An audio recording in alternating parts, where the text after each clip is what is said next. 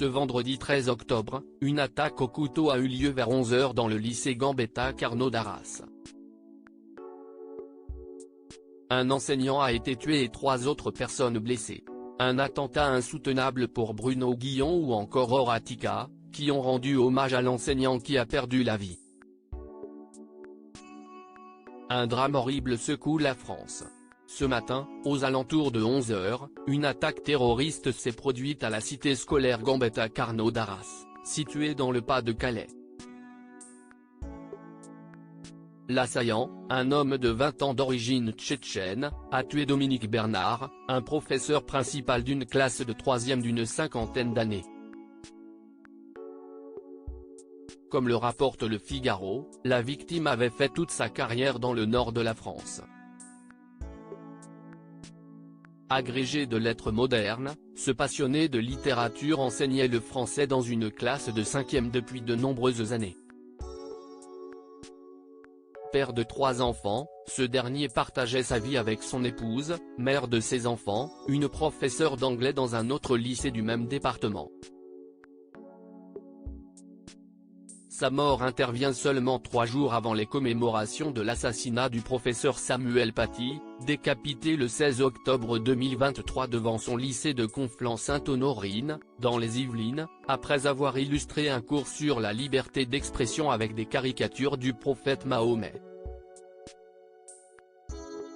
Bruno Guillon, Horatika, Isabelle Farrugia, les stars lui rendent hommage depuis cette nouvelle qui secoue la France. Les hommages aux professeurs de français décédés se multiplient un peu partout sur le territoire.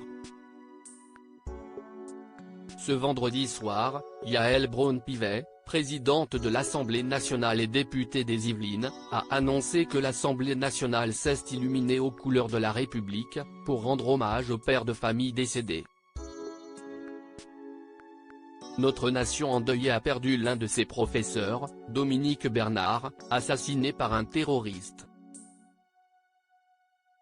Soyons unis et debout, les valeurs de la République ne connaissent pas la nuit, a-t-elle écrit sur son compte X. Frappée par ce deuil, la comédienne Horatika a partagé une photo du professeur assassiné, accompagnée du message suivant: il s'appelait Dominique Bernard. Il était professeur agrégé de lettres modernes. Cofondateur de l'Université populaire d'Arras.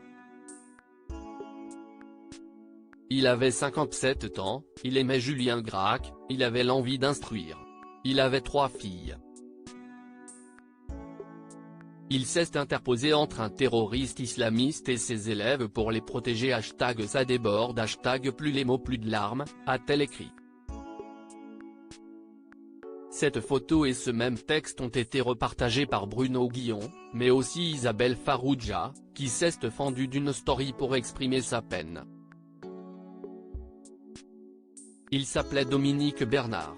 Il était professeur de français au lycée Gambetta à Arras, a-t-elle écrit, en guise de dernier adieu.